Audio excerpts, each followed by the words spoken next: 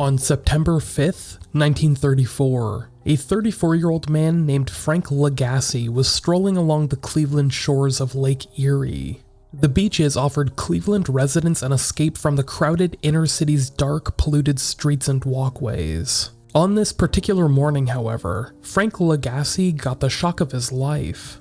Among the sand gravel, he found the dismembered torso of a woman. Only the thighs were still attached. No arms, no legs, no head. The sufficiently startled Lagasse called Cleveland police, and the county coroner at the time, A.J. Pierce, examined the body. He determined the woman had been dead for 6 months. The murderer dismembered her with expert precision with clean cuts made at the knees and upper waist, indicating the killer had at least a working knowledge of human anatomy. The body was coated in some sort of chemical preservative, enabling it to remain intact in the water for what he estimated was about 3 months. The skin was tough, leathery, and red. Who was this woman? Police named her the Lady of the Lake, but they had virtually no clues. This appeared to be a tragic, yet isolated incident. No one could conclude it was even a homicide. That is, until almost exactly 1 year later, in September of 1935, when 2 more bodies were discovered. Then, 2 more after that. By June 1936, police and the Cleveland press knew that these 5 bodies, all expertly dismembered, decapitated, and left in the same general area, were more than just disturbing coincidences. This was the work of one sick killer, and he was far from finished. Several decades before the term was coined, Cleveland had its very own bona fide serial killer. This is the story of the Cleveland Torso Murderer, also known as the Kingsbury Run Murders.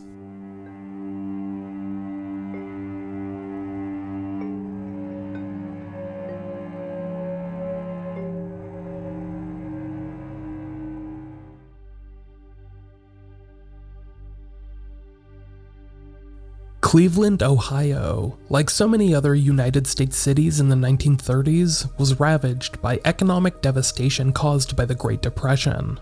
At the turn of the 20th century, up until 1927, Cleveland had flourished. With a population of just under 1 million people, it was the 6th largest city in the US.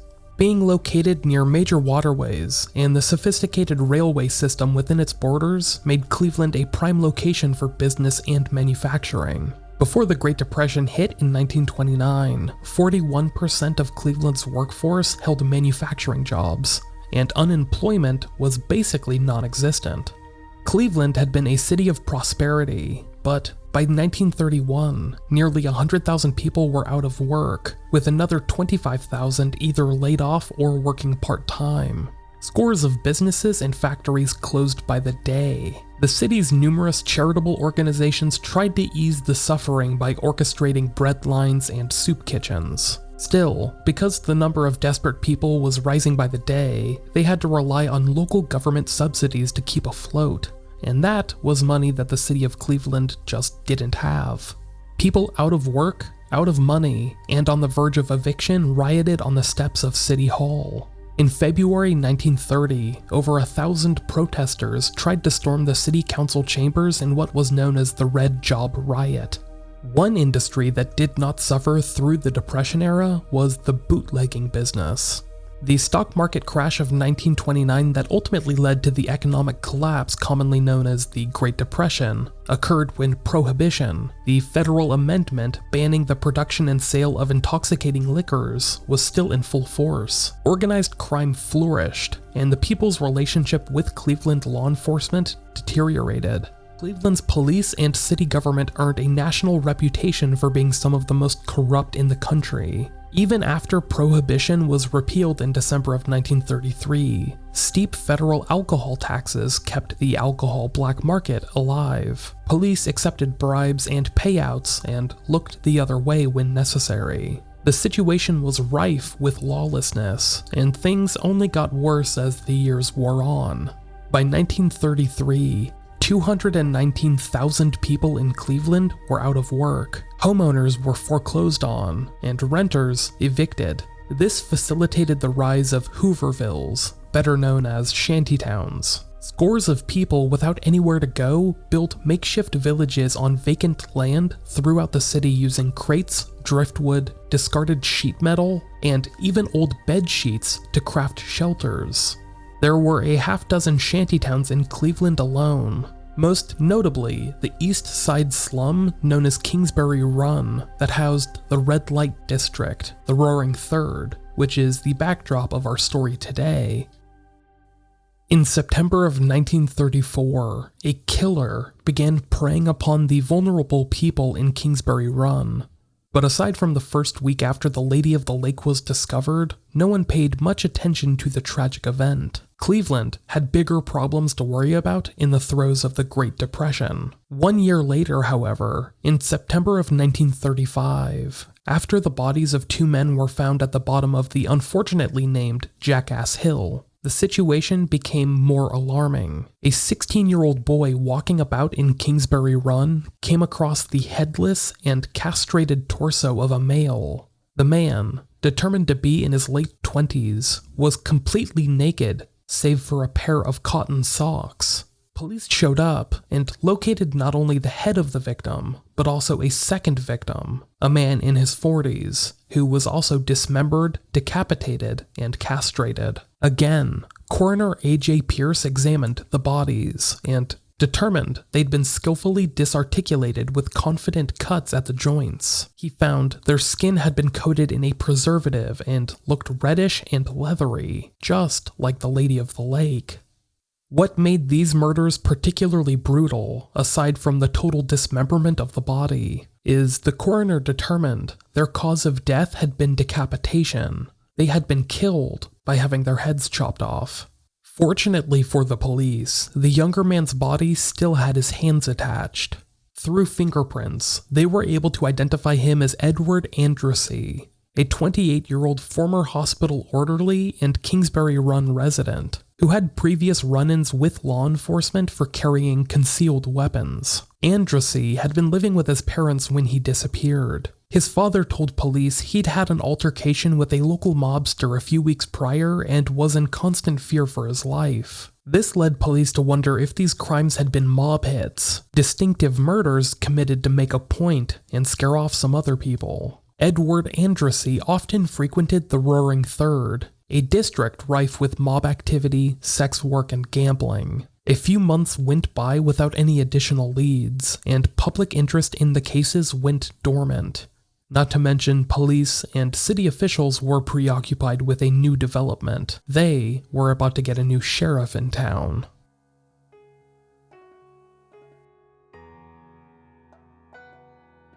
In the fall of 1935, around the same time that Edward Andrassy's body and the second unidentified male were found in Kingsbury Run, Cleveland's newly elected mayor, Harold Burton, was working on cleaning up Cleveland's law enforcement. His first step? Find a law enforcement officer with integrity to take on the momentous job of becoming Cleveland's public safety director. The position had very high stakes. The director was essentially the overlord of the police and fire departments, both of whom, by 1935, were understaffed, poorly trained, ill-equipped, and wholly corrupted by the city's organized crime. Even after Prohibition was repealed on December 5, 1933, the high federal tax on liquor kept bootleggers selling under-the-table booze in businesses. Police officers regularly accepted bribes to look the other way, and Mayor Burton was tired of the terrible reputation Cleveland had sustained. He turned his efforts towards wooing a very famous and very young lawman living in Cincinnati named Eliot Ness. 31-year-old Eliot Ness made a name for himself in Chicago during the late 1920s for busting up illegal alcohol operations, notably Al Capone and his Chicago outfit. Ness's team was nicknamed the Untouchables for their seemingly incorruptible integrity and refusal to accept bribes. Ness had even been the inspiration behind Dick Tracy, the comic about a tough and quick-witted detective, created in 1931 by Chester Gould. In late 1933, Ness was transferred from Chicago to Cincinnati as assistant investigator in charge of the Cincinnati Alcohol Tax Unit. That's where he was when Mayor Barton called to offer him the job in December of 1935. Eliot Ness immediately accepted the job as Cleveland's public safety director. He packed up his house with his wife Edna, and the family moved to Cleveland. Once there, he expected to clean up the town by busting illegal clubs, firing corrupt police officers, and upgrading department equipment and training. All in all, he was going to revitalize Cleveland's law enforcement. Little did he know, the crimes of this mysterious, deranged killer would overshadow his many achievements and become a defining part of his career.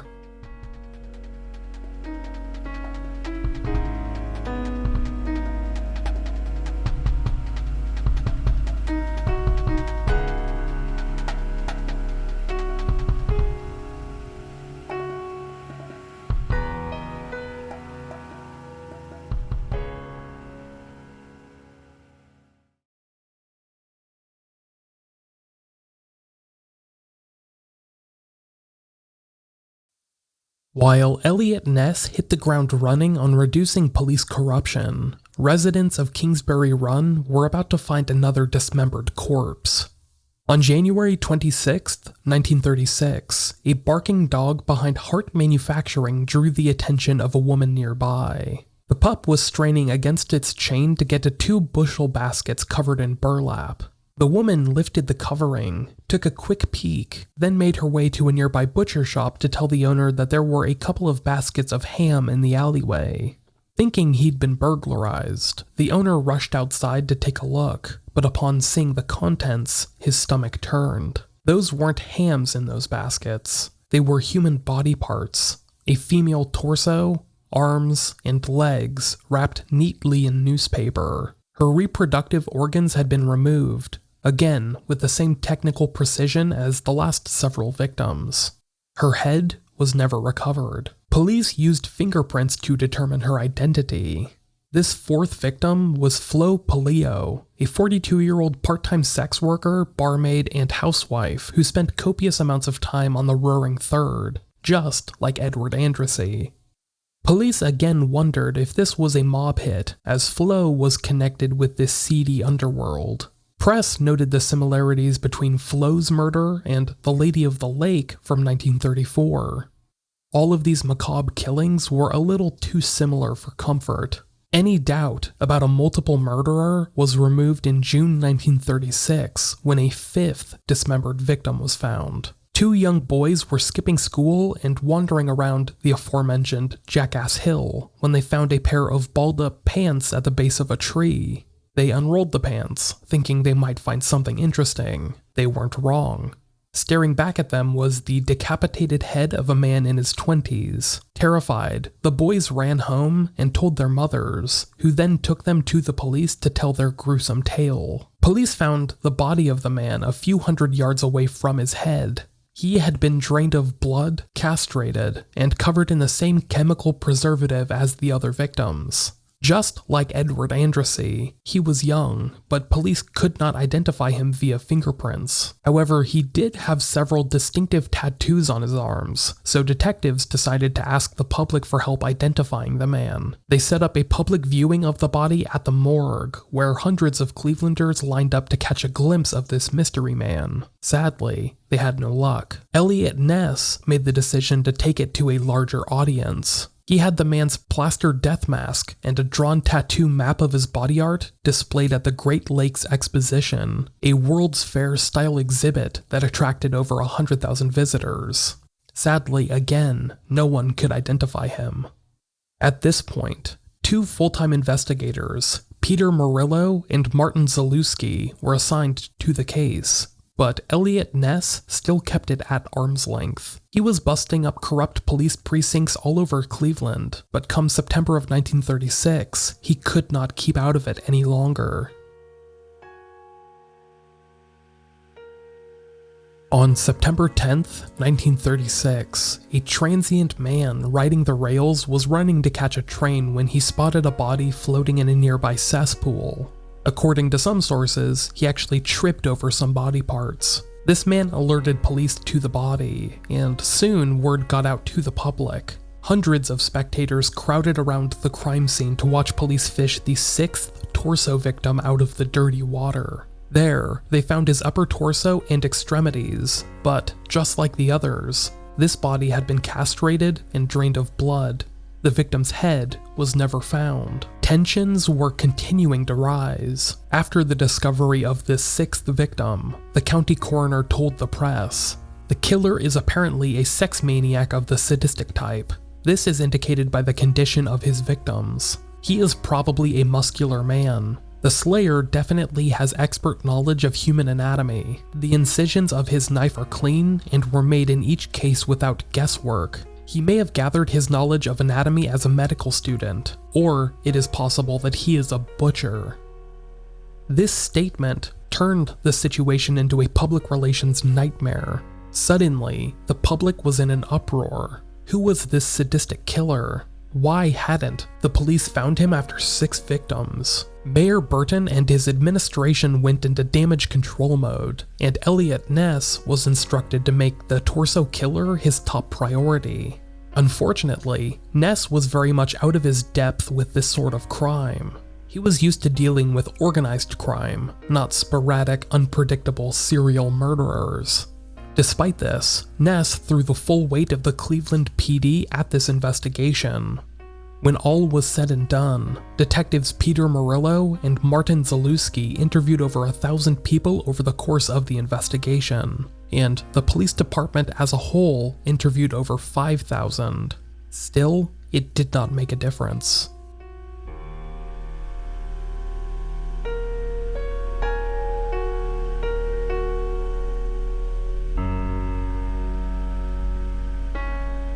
Now, we're going to pause for just a moment to hear a word from today's sponsors.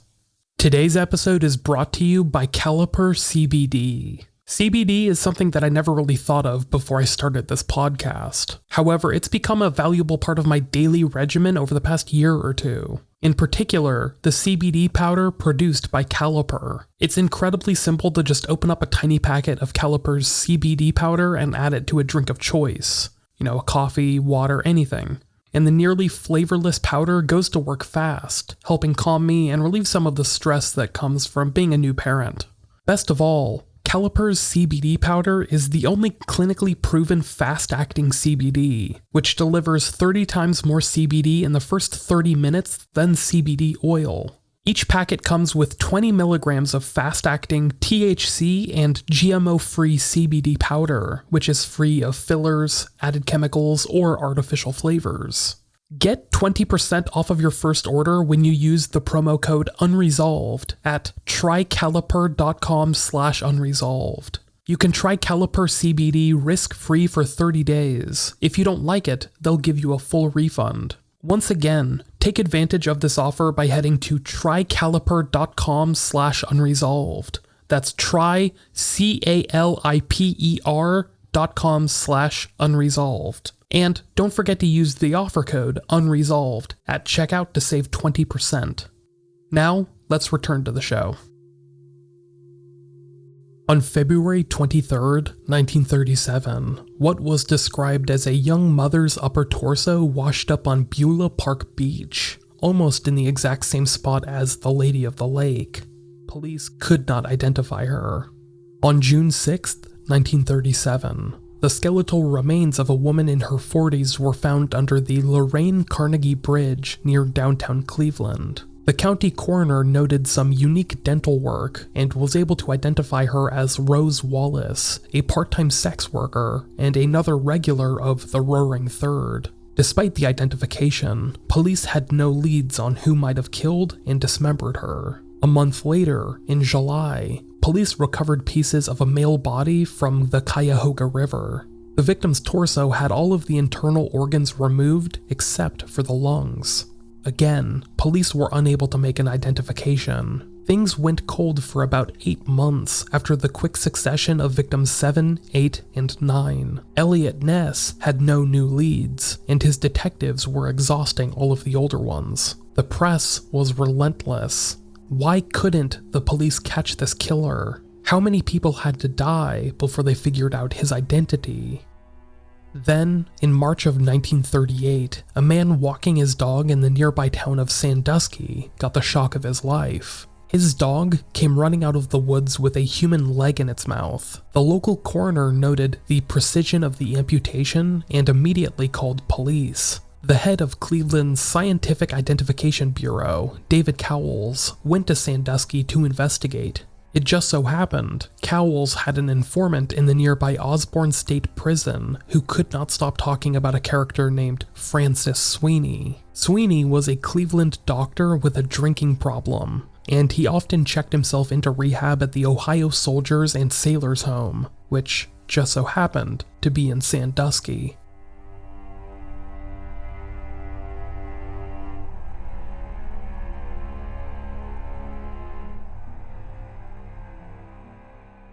So, who was this Francis Sweeney? A World War I veteran, Francis Sweeney appeared to suffer from intense PTSD back when it was still called shell shock. He also apparently suffered nerve damage after being gassed in battle. Due to a lack of understanding around psychological issues like PTSD at the time, Francis Sweeney's mental health allegedly deteriorated over time despite being a brilliant doctor and surgeon. Twice, his wife appeared in probate court to have Francis committed to a psychiatric institution before she finally filed for divorce in 1934. She told the court that he neglected his medical practice, drank excessively, and disappeared for days at a time. In an ironic and unfortunate twist for the investigators, Sweeney's cousin was a Democratic congressman in Ohio named Martin Sweeney. Congressman Sweeney had been relentlessly criticizing Mayor Burton and Eliot Ness for their handling of the Torso murders. Eliot Ness put Francis Sweeney under surveillance as a secret suspect. If word got back to Congressman Sweeney that his cousin was the main suspect in the Torso murders, things might get ugly for investigators. Nothing came of these tales. It's almost as if Francis Sweeney had experience hiding his whereabouts from others. A month later, in April 1938, the torso of a female victim washed up on the banks of the Cuyahoga River in 2 burlap bags. This was the first victim in which the coroner found drugs in their system. Had they been used to incapacitate her? This 10th victim was apparently too much for Eliot Ness. He had investigators kidnap Francis Sweeney from a downtown street corner and take him to a darkened suite at the Cleveland Hotel. Eliot Ness kept Francis Sweeney in that hotel room for over a week while his investigators interrogated him.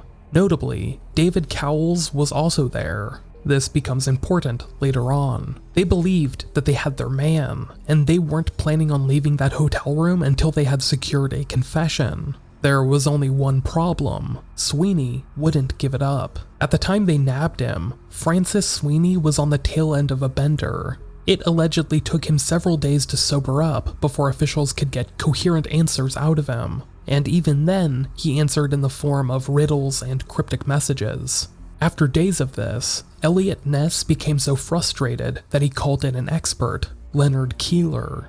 Keeler was a pioneer in the then cutting-edge technology of the polygraph test, aka the lie detector. Keeler administered the test to Sweeney several times, and when he was done, he reportedly told Ness, "That's your man. Might as well throw my machine at the window if I say anything different."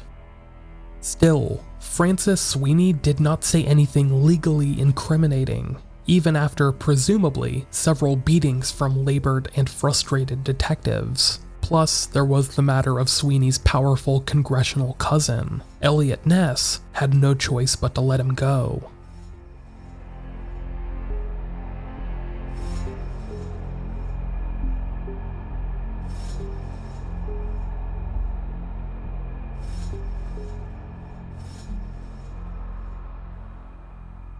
There were only 2 more additional torso victims after the unofficial interrogation of Dr. Francis Sweeney.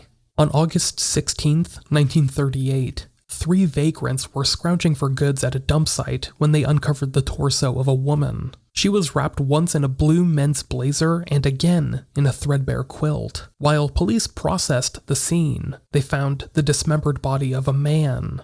Both of these bodies, coincidentally, were placed within sight of Eliot Ness's office. 2 days later, in what looked like an absolute irrational fury, Eliot Ness mustered a few dozen police officers and firefighters and performed a raid on Kingsbury Run. There, they evicted over 300 people and arrested as many as 65 for being homeless before burning the shantytown to the ground. Eliot Ness believed his logic to be sound. Kingsbury Run was the killer's hunting ground, and if you want to get rid of a predator, you have to get rid of its food source. However, the press and the public were rightfully outraged. Ness had torn needy people away from the only place they had to go and burned their only belongings. This was the Great Depression, after all. Times were incredibly tough. Papers called him a man with misguided zeal, and pointed out this action would in no way help him solve the torso murders. But, for some inexplicable reason,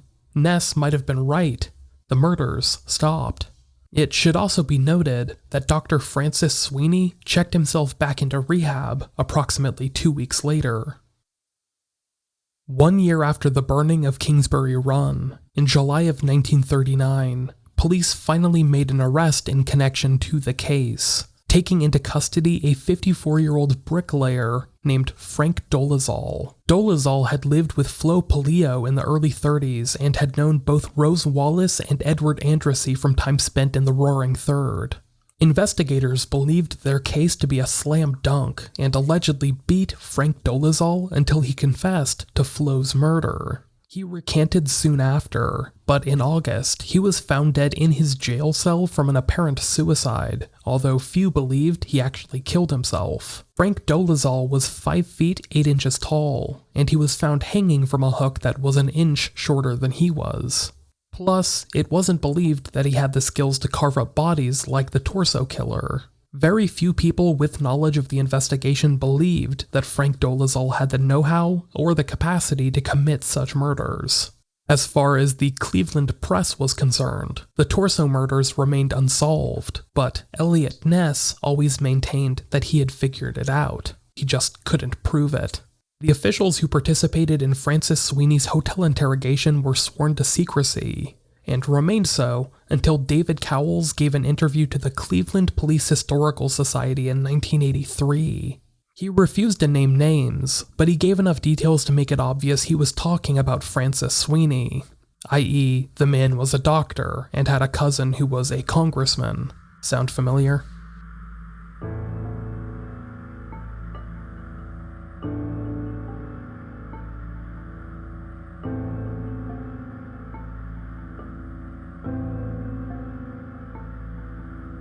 In August of 1938, Cleveland investigators caught wind of a story that had happened a few years prior, in November of 1934. A man named Emil Fronek had been a drifter wandering around downtown Cleveland looking for a meal when a doctor approached him. He said he wound up in a second-floor doctor's office, but he began to feel dizzy and was afraid that he had been drugged. After running out of the building, he said he ended up on a train and slept for 3 days before coming to. When he went back to look for the doctor's office, he couldn't find it. Investigators drove Emil Fronek down Broadway hoping he could recall something, but unfortunately, he didn't. According to Cleveland torso killer researcher James Badal, the great-nephew of a doctor named Edward Paterka approached him after giving a lecture sometime in the early 2000s with a very old photo. It was a picture of several doctors from the 1930s. Francis Sweeney was in this photo, and the great-nephew of Edward Paterka told Badal that the doctors in that picture practiced together in a building at the Broadway and Pershing Avenues. If true, this legitimizes Emil Fronek's story and makes a strong case for Sweeney being the perpetrator. Then there were the postcards. In the 1950s, Eliot Ness started receiving taunting postcards called F.E. Sweeney Paranoidal Nemesis. According to James Badal, they mainly were incoherent, but taunted Ness for not finding the killer. Sadly, Eliot Ness's reputation as an honest crime fighter with a propensity for justice, would never recover from his disastrous run in Cleveland. His behavior during his hunt for the torso killer burned many professional bridges, and a series of high-profile failures in his personal life, including a few divorces and a drunk driving arrest, which he tried to have covered up, resulted in him eventually leaving town. Eliot Ness died of a heart attack in his home in 1957, having spent his final years in relative squalor and obscurity. Following his death, however, his image was rehabilitated in a number of creative mediums, including a 1959 TV series called The Untouchables, in which Ness was portrayed by Unsolved Mysteries host Robert Stack, as well as a 1987 film of the same name, in which he was played by Kevin Costner. His apparent foil in real life, Dr. Francis Sweeney, did not make it much longer than him. Sweeney, who had been found sane following 2 court-ordered psychiatric evaluations in 1938, was eventually diagnosed as a schizophrenic in 1956.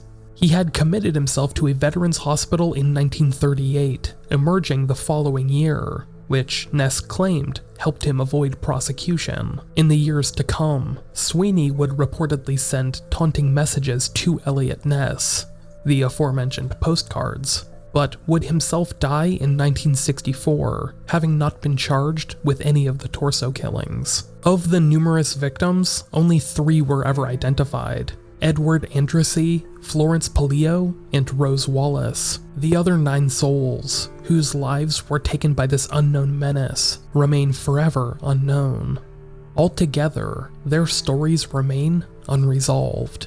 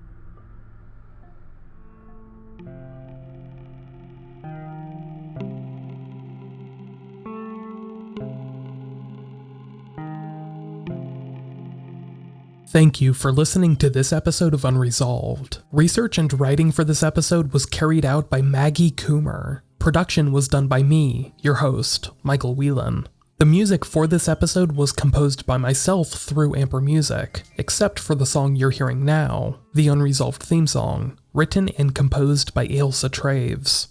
To get a full list of sources and references, you can check out the podcast website at unresolved.me. There, each story has its own page, where you can check out our sources or follow along with a transcript of each episode. If you would like to help support this podcast and gain access to the archive of exclusive digital content and other perks, please head to patreon.com/unresolvedpod or search for Unresolved Pod in the Patreon app. On a personal note, before I end this episode, I would like to thank all of you for your patience and support over the past several months. Things have been pretty stressful and hectic for me on a personal level, but my wife gave birth to a beautiful baby girl in early June, causing the rather quick end to the prior season. This break, however, has allowed me to recharge my batteries, so to speak, even though I'm still getting used to this new normal, which includes sleep deprivation and a lot of diapers and spit up. I'm incredibly excited to begin a new season of this show, with some new recording equipment, a new setup, a new logo, and brand new stories. So until next time, I hope you all stay safe, and I will talk to you later.